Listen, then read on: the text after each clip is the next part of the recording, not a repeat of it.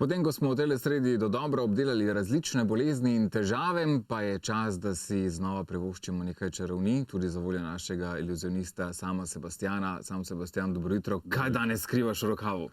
Ja, gled, dejansko nič, zato imam zmerom zavihane rokave, da pokažem, da nič ni zajčkov in rutic in vsega pernatega cvetja skritega. Imam pa eno ful dobro, zanimivo igro zate.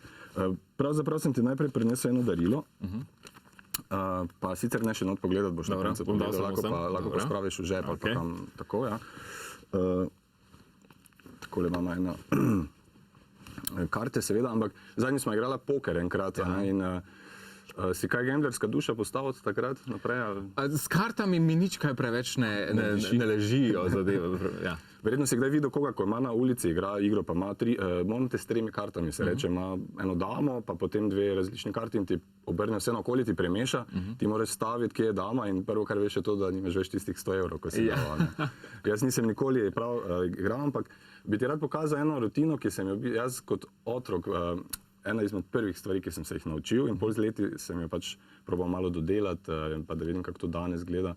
Gre pa tudi, ker sem se malo preizkušal tudi v psihologiji človeka, pa v sugestiji, ampak bomo videli, kako nam bo šlo. No? Okay. Dajva tako, lahko daš roko, tako prosim? Tako. Ja, eno, tako, ja. Pa bom vzel eno karto, evo, srce dama, taka zelo lepa karta. In jo primi v roke, tako je dobro držati, ne pade pa lahko niže daš tako. Zdaj, če bi mi dva igrala na ulici, Matej, in bi te jaz vprašal, katero karto sem ti dal v roko, kaj bi rekel? Srčeva dama. Si 100%? 100%. Tako da, če bi zaupaš svojim čutom in bi dal 100 evrov na njo? Bi dal 100 evrov na njo, ker sem jo videl, da je že v roke. Gamblerska duša, vidim. Ja, recimo. Ok, in vse, kar bi dal, če srčeva dama se podvoji, tako da bi zadel 200 evrov, če imaš srce dama, bi igral? Se splača, ne? Ja. Ok, lahko pogledaš tokrat? Valjda, ne? Ja. Mislim, to bi vsake 100 evrov, 200 evrov bi dobil. Pa gremo zdaj z 2 kartama. Jaz imam križevo damo, ti imaš katero, lahko še enkrat pokažeš. Srčevo damo. Ok, ti imaš srce, jaz imam križ. In obrnemo obe okoli, pa ti dam jaz moj križ, dobro jo primi, in vzamem tvoje srce. Zdaj pa ne švinglat ali plonkat, ali kako se temu reče. Da mi povej, če si dobro gledal, ali sem ti dal srce karto v roke, ali sem ti dal križevo damo, katero misliš? Križevo. Ok, ti dam obe zraven. Ok. Bi bil presenečen, da imaš tu srce damo in imaš tu križevo damo? Ja, ker je bila to križeva. In koliko bi stavil na vsako? Recimo 100 evrov. Da je to križeva dama in to srčeva dama? Ja. Zdaj, problem je v tem, če igraš to s čarodejem, ne? Zato, ker jaz sem dejansko probal vplivati na te, da vidiš to, kaj hočem, da vidiš, ker ti si videl 2 dami, ne? Ja. Poglej še enkrat, kaj imaš v rokah. 2 prazni karti. 2 popolno, kam so pa šle dame? Dame so odšle nekam, neznano kam. Da ne boš rekel, da so kakšne posebne karte, so navadne karte. Navadne karte, čisto običajne. Da ne bo rekli, da so čarovniške karte naši gledalci, ampak so igralne karte. Tudi zbrisati se ni dalo z njih nič. Lahko poskusim z eno drugo karto, recimo povej mi eno karto, pa sem jaz podpisal na njo. Dajva nekaj, kar imamo malo znakov. Ali recimo to, ko ima dosti, dano vzamo to, recimo, ko ima dosti praznine. Ok, pa to. A je v redu? V redu, super. Karta je prava, nič ne gre dol. Čakaj, tako naredila. Se bom jaz podpisal na njo. Ok. Karta prava, nič ne gre dol, je res? Ja. Dajmo reči, tokrat jo bomo označili.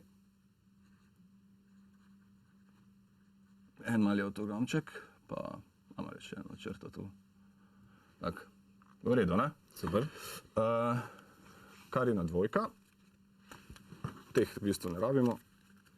In glej, zdaj, če mi dva igrava na ulici, bomo vzela si še ene tuji za pomoč, pa še eno zaponko, lahko pogledaš, navadna zaponka. Navadna zaponkica, tako. Zdaj bomo šli monte s 3 kartami, ok? Pa sem ti v bistvu, mama 2 blanko karti. Tako. In Karino dvojko sem ti označil, ne? Tako podpisano. Zdaj, če bi mi dva igrala na ulici, ok? In bomo šla še lažje, glej, Karino dvojko ti bom najprej označil. Sponko. Ok.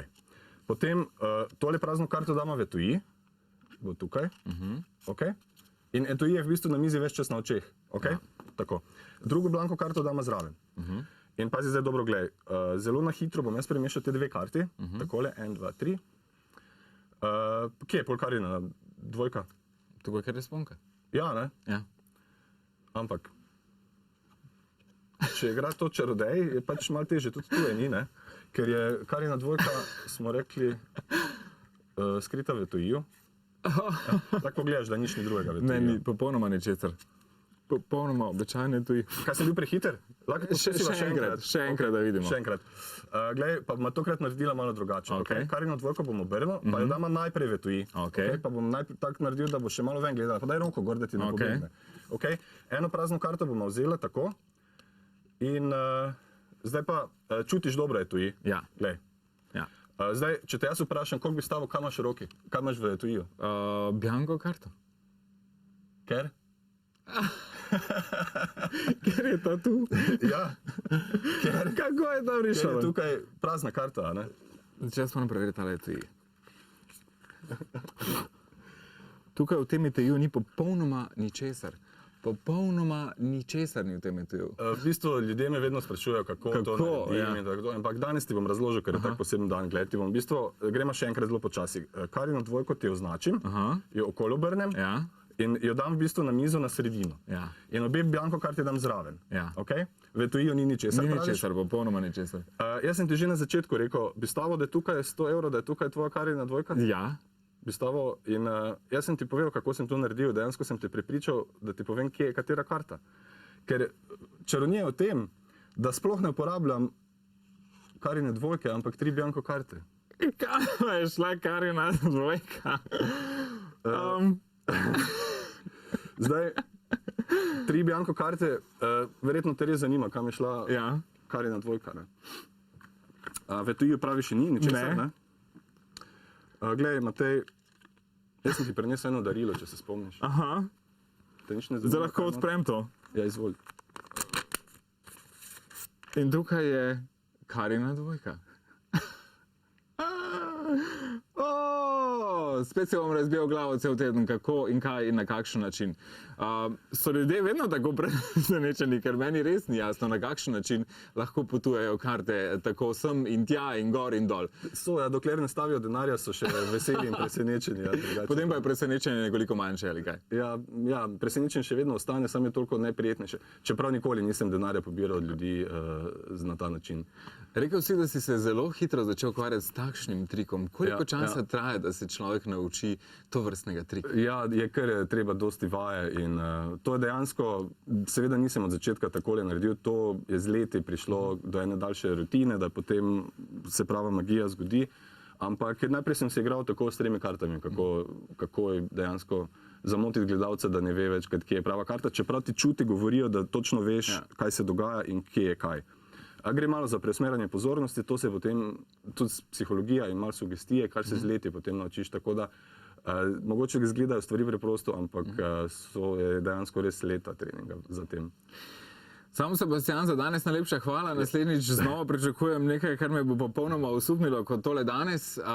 Uspešno, tudi v tele pomladi, karkoli že boš počel. Prej je dejal sicer sam Sebastian, da skrbi za urejanje okolice hiše, naj si rože dobro. A se da z magijo tudi na rože kaj vplivati? Se da prepričati? Jaz si trudim in jim sublimiram, rastite, bodite lepe, čim manj plevela.